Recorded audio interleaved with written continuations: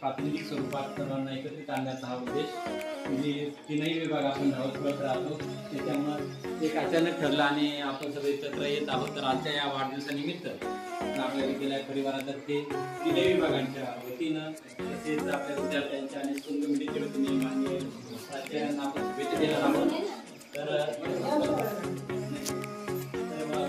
मी माननीय प्राचार्य सरांना विनंती करतो की आमच्या वेळ काढून आमचा हा सर्वांनी आणलेला आनंद